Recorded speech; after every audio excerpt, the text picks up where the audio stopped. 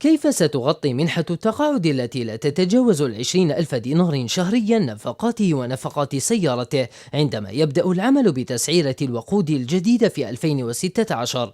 إنه السؤال الذي يطرحه عمي علي على نفسه يوميا وهو يسمع بالتدابير الجديدة في قانون المالية للعام المقبل.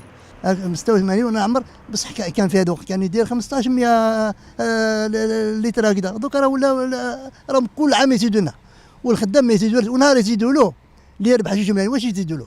يزيدوا له 15,000، واللي يربح 50 مليون حال يزيدوا له 500,000.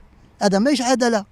اي عداله هذه؟ يتكلموا على العداله، العداله بنفسها راهي ميته في الجزائر. انسان كيما انا جزائري عندي طوموبيل قديمه، تزيد لي في ليسونس 20 ولا 30,000 اللي تزيدها لي نخلصها في ليسونس، في عاود نشري لها خبزه ولا نشريها حاجه الماكله لولادي، هما يزيدوها لي في ليسونس ويزيدوها لي في لافينات ويزيدوها في لاسورونس.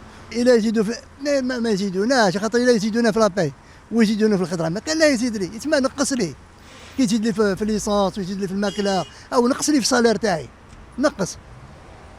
الو ما تزيد لي لا في الصالير ما تزيد لي في الماكله.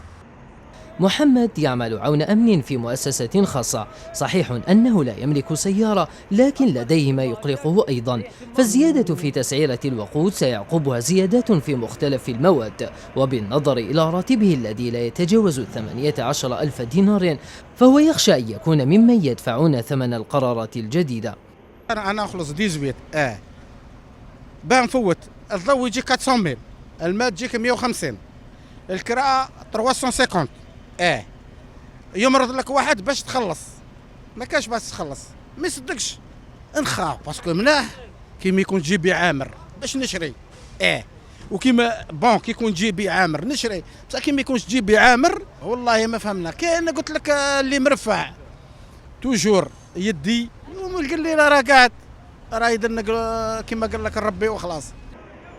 أمثال محمد وعم علي كثير، إنها القدرة الشرائية المحدودة التي تجعل مخاوفهم من التهاب أسعار الخدمات والسلع ضربة قاسية قد يكونون أول ضحاياها.